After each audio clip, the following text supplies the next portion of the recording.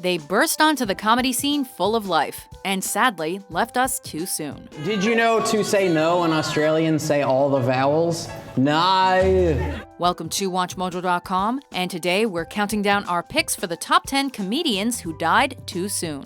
I mean, this is gonna be some shindig. People walking around talking big and acting rich. For this list, we'll be considering not just stand-up comedians, but those comedians who made their careers on the big and small screens as well. Can I join your group? Nah, piss off.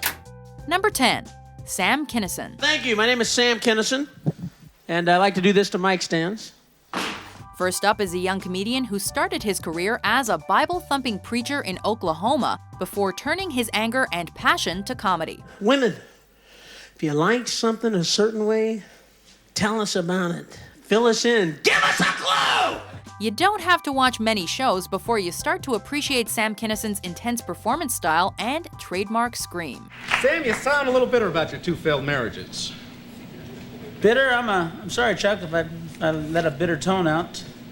It's because I was emotionally raped and I lost everything I owned twice. I'm sorry, Chuck, but I sound bitter. Let me put on a happy face. However, in 1992, the stand-up comedian and actor was preparing for a sold-out show when a drunk driver plowed into his car. He tragically died from his injuries a few minutes later, though his wife, who was in the car with him, would survive.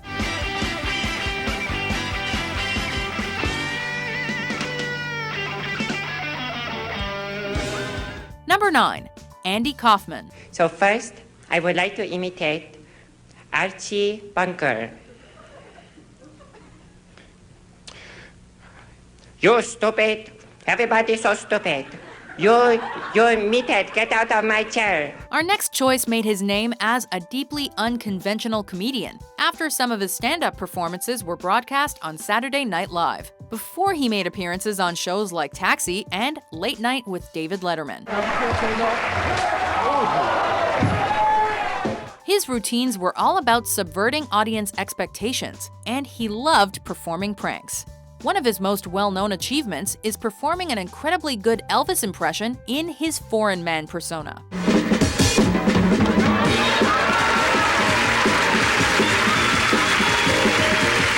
According to legend, this was the king of rock and roll's favorite. So that's gotta be worth something.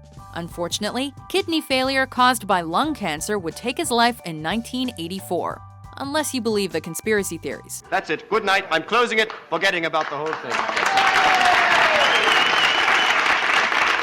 Number 8, Mitch Hedberg.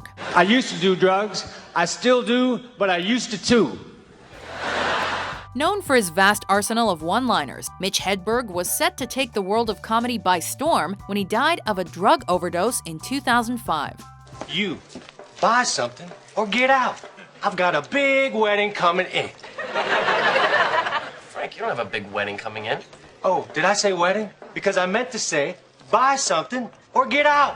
His somewhat free-form and improvisational style meant that he had no issues with trying out new material during recorded shows and making fun of his own jokes when they didn't work. I wanted to buy a candle holder, but the store didn't have one, so I got a cake.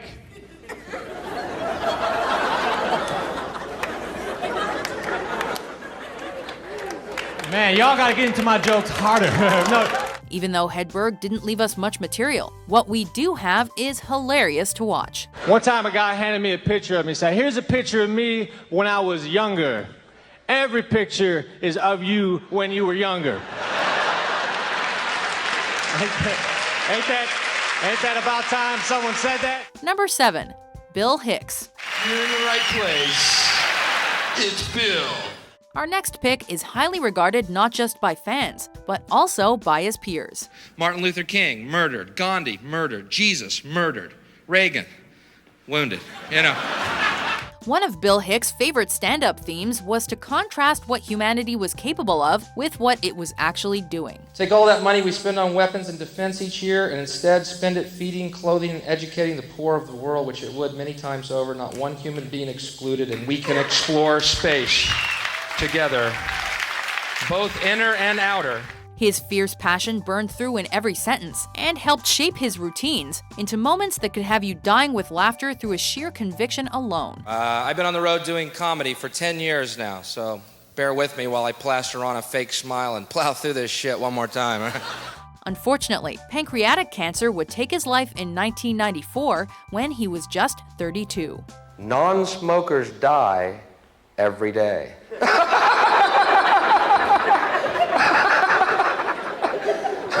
Sleep tight. Number 6, Gilda Radner. You'll be sorry someday when she begins to look like me.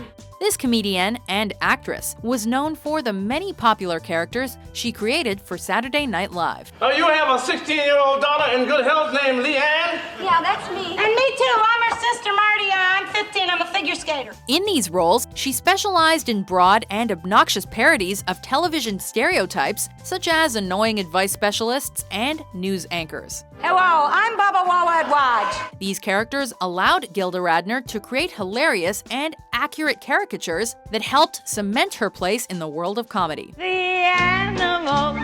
animals. Let's talk dirty to the animals. You, Mr. Bunny.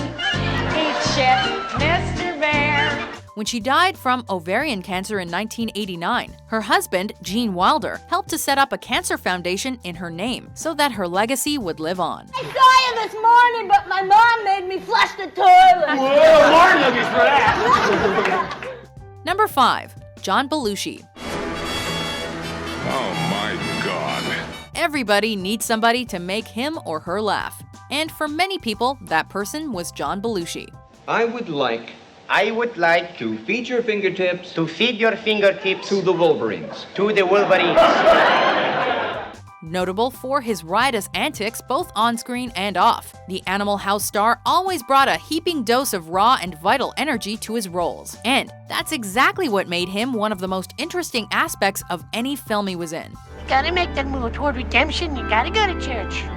Bullshit. His early death at the age of 33 from a drug overdose didn't detract from the fact that he achieved more in 10 years than many others do in 50. Everybody needs somebody to love. Number 4, Phil Hartman. Uncle John, do you know your nose is bleeding?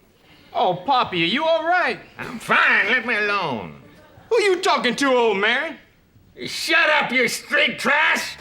Though Phil Hartman had been an SNL mainstay for years, and even made appearances in films like Three Amigos and Jingle All the Way, viewers will really know him for his voices on The Simpsons. I swear it's Springfield's only choice. Throw up your hands and raise your voice. You may remember him from such roles as Troy McClure and Lionel Hutz, which, with help from his distinctive tone, became two of the show's standout characters and fan favorites. Troy, Mac Parker. Ever hear of Planet of the Apes? The movie or the planet? Out of respect, these characters were retired from the show following Hartman's murder by his wife in 1998. This made for a fitting tribute for a life tragically ended. Your sexual harassment suit is just the thing I need to rebuild my shattered practice. Care to join me in a belt of scotch? Number 3, John Candy.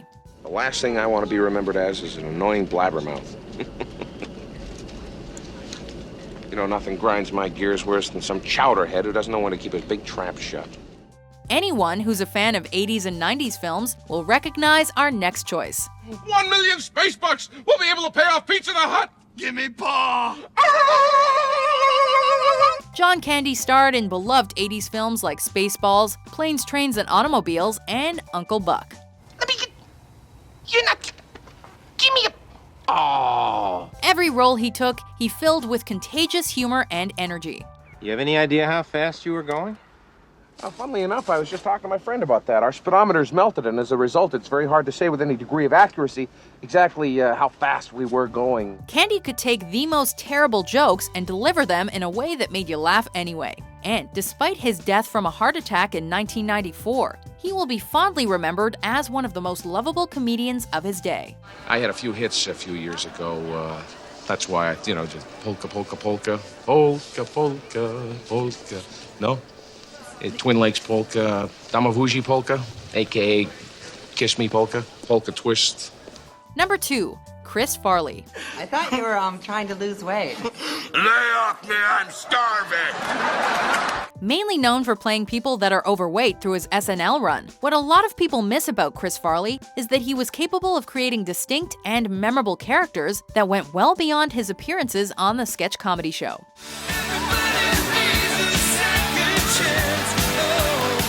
Some, like his motivational speaker Matt Foley, were invited to feature on shows like Late Night with Conan O'Brien. Your showbiz antics won't give you jack squat! It's this talent for creating such hilarious characters that will see him remembered by fans of comedy for years to come, despite his untimely death at age 33 of a drug overdose. You were saying? Hey, Gilligan, did you eat the skipper? You better pray to the god of skinny punks that this wind doesn't pick up, because I'll come over there and jam an oar up your ass! Before we unveil our number one pick, here are some honorable mentions. Officer! He's stealing my car! Officer, I was carjacked. I was held up at gunpoint, and he took my wallet, everything. 30,000 Chinese people died in an earthquake. And you're like, I'm gonna care about this. I know it. I know. In other words, a stripper in a burlesque house on stage goes, here it is, boys, da-da-da, it's cool. But let her do that in the public park on the way home, and her ass is in jail. Man, you got some lovely hands here. Do you moisturize? I'm sorry? I tried all sorts of brand of lotion. I even went fragrance-free for a whole year. There's only 2 left. Oh, that's all right. Daddy will go out. Oh, get some chips. You're such a drunk. When alcohol does its taxes, it lists you as a dependent. Number 1. Robin Williams. God, it's hot in here.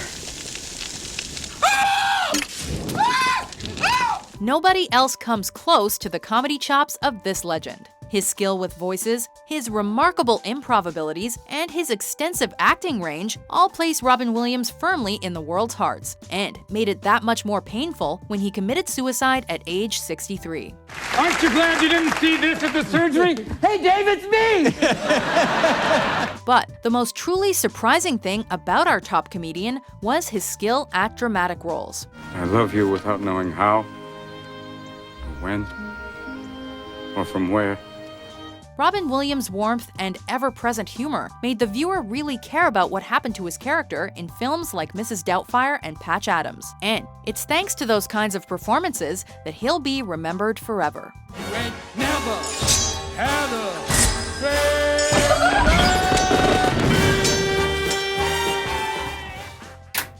Do you agree with our list? Next question. You there, eating the paste. Which comedian do you think died too soon? Hey, I got light skin, straight hair. That's from my father. From my Puerto Rican mother, I got my nose and my mustache. For more interesting top 10s published every day, be sure to subscribe to WatchMojo.com. Yes. Give in.